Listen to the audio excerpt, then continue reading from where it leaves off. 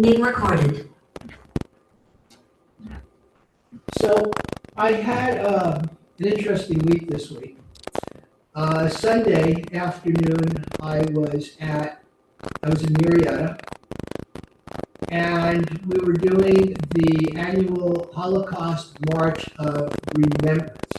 This is something we do every year. The city of Marietta, the town of Marietta, is funding or starting to fund or preparing funds to finance a Holocaust memorial and put it next to the World War II memorial.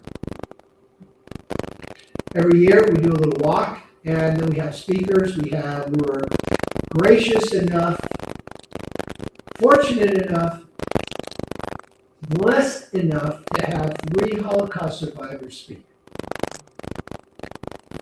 We had the deputy counsel of the Los Angeles consulate from Israel speak to us a little bit.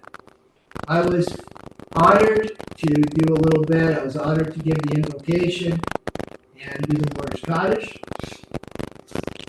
And then Monday, I went up to Monrovia for the semi-annual Jewish professionals meeting, where we had a presentation by 3 members of SCI. I believe it stands for Security Commission Initiative. No, not commission. It's something initiative. So, what are we looking at? One of the Holocaust survivors reminded us that back in 1930s Germany, the Holocaust started very insidiously. I believe that's the right word. Just kind of came up a little bit. You didn't realize it. It's kind of like looking at the sun. You don't see it move, but if you look at it an hour later, you notice that it has moved. That's insidious. And basically, there was some book burning.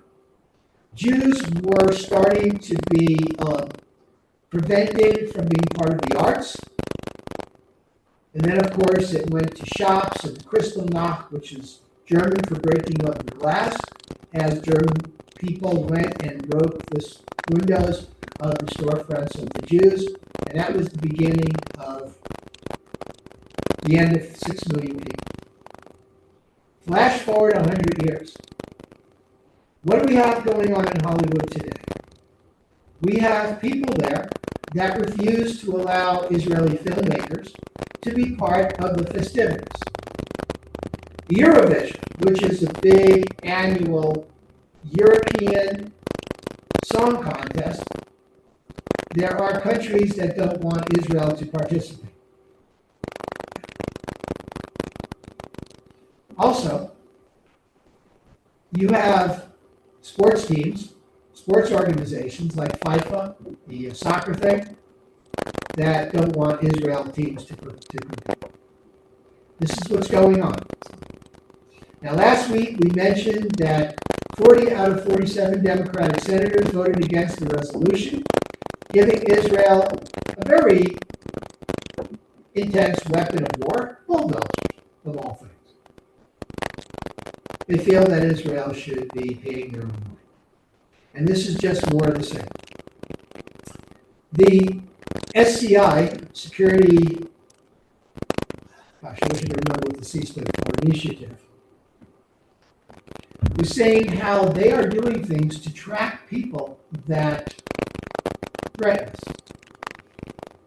So there have been times when Rebbetzin and I have been driving back to our condominium in San Clemente, taking the 57 South, and when you pass by the exit that goes off of the Cal State Fullerton, you see people up there waving banners against Israel, against America, and they said, if you can, take pictures of these people, because there are people that they track. It has gotten that serious. So, what is different between now and 100 years ago? The difference is very simple, 2 words. Never again. Now, you have seen people hijack that phrase for other causes. Does anybody know the origin of the word ghetto? What does the word ghetto mean? Where does it come from? Anybody know? It is an Italian word that was used in Middle Ages Italy to refer to the section that Jews were forced to live in. Jews were forced to live in because they didn't want them mingling with their other country's citizens. That's where the word ghetto comes from. Just so you know. This is our history. And this is why we are adamant. Do people know, and I'm not going to tell you that I tacitly approve of this, I can't, I'm a rabbi, but did everybody know that the JDL, the Jewish Defense League, is making a comeback, and there's a new incarnation called JDL 613? And these are people that have decided, we're mad as hell, we've had it, we're not going to take it anymore. Now, their methods tend to be a little extreme, and the FBI has labeled them as a terrorist organization. The point is that we are taking action. We're tired of being prevented from going to our classes in colleges. We are fighting back. And we are doing it in legal ways. The Holocaust Memorial, that we have in Marietta, very important because very soon these people will no longer be around. There will no longer be any living Holocaust survivors. You have already seen that people are denying it. You have already seen the advent of modern Nazism, and I'm calling it what it is. When you have a candidate running for the Senate in May, that the mainstream Democrat candidate dropped out because they didn't have the support, and they acquiesced to a candidate who has a Nazi tattoo on his chest. That was supported by a senator that's been in the Senate for a while, Elizabeth Warren. She campaigned with him and said, oh, he's learned his lesson. Sorry, Elizabeth, I don't buy it. And I don't buy your support. One of the parts of the conversations that we had at the Jewish professionals meeting is one of the rabbis said, well, my congregation's up in the valley, and people are telling me that they're worried. Because I made the comment, I wear a yarmulke and tzitzit most of the time when I'm out. In our area, Lake Elsinore, Marietta, Temecula, up here, in this area, when we're out in San Clemente, I've not had any incidents. Nobody has said anything to me. But this rabbi was saying that his people are worried. I said, well, has anybody had anything happen to him? He said, no. I said, that's what terrorism is. And one of the guys who is a very seasoned security professional looked at him and said, I will tell you that anxiety is a waste of time. Nothing you can do about it, and that's what terrorism seeks to do. If you look at the incidents in this country, there's not a lot of them, but they're publicized. And unfortunately, their effects are far-reaching. So what do we do as Jews, other than chant never again? And the bottom line is we do exactly what you people are doing here tonight. You're going to services, you're being Jewish. Exactly what all the people that are going to attend our service tomorrow are doing. They're expressing their Judaism. They're not going to be bullied and scared. We have a camera outside furnished by the Ontario Police Force that's very supportive of us. People are taking action. I don't know if you know this or are aware of this, but we have a security camera system that basically can see every part of this city. If I hit one of the panic buttons, the first thing the Ontario Police is going to do is they are going to alert their people that sit in a control room that is reminiscent of the CIA and one of those spy shows. these people will tap into our security cameras and they will see exactly what's going on. So when the Ontario police are coming here, are racing here to help us, they can tell them exactly what's going on and where a perpetrator is in our building. I don't know if some of you remember this, but a few months ago it was brought to my attention that if you made a search of Temple Shalom of Ontario, you had a video of some, I'm going to call him a loser and an idiot, because that's really who he was, saying that he's going to destroy synagogues and mosques. I alerted the Ontario police. The Ontario police did a scan and they picked them up the next day. So we are fighting back, and this is how we're fighting back. There are lawsuits against colleges that did nothing when our people were prevented from going into class. We're a lawsuit against colleges that defiled, and I always get the number wrong, is it Title VI? Is that the one that says that everybody gets equal rights in a college? Is that it, Title VI? Or is that the one with the sports? One of those.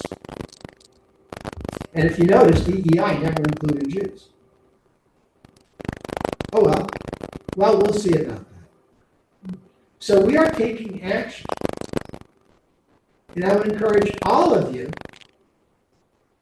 to watch the news, watch what these organizations are doing, and support them any way you can. It's important.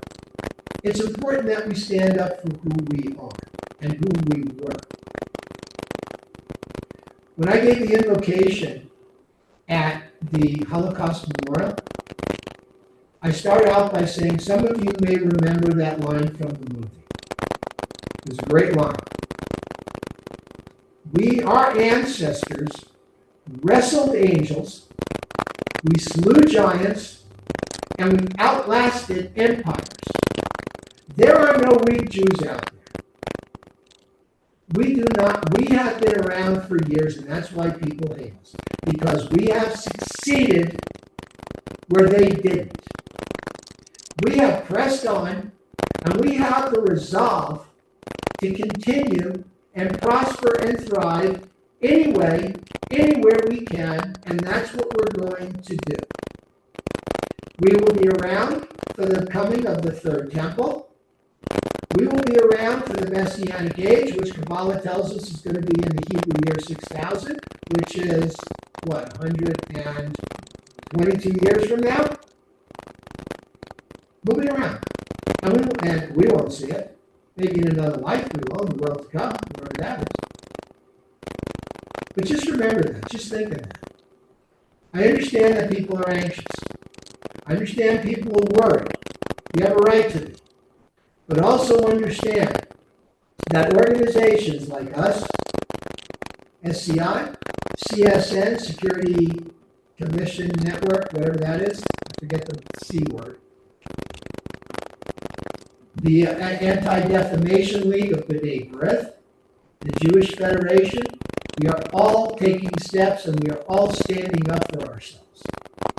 And when you see a bill come through in California where they say, we don't agree with the International Holocaust definition of what anti-Semitism is, that's when we start sending emails to our representatives and saying no. No. They need to know that we are going to stand up for ourselves and we will protect ourselves and we will stand up to the bigotry, to the Jew-hating that's going on by an unfortunate minority of people.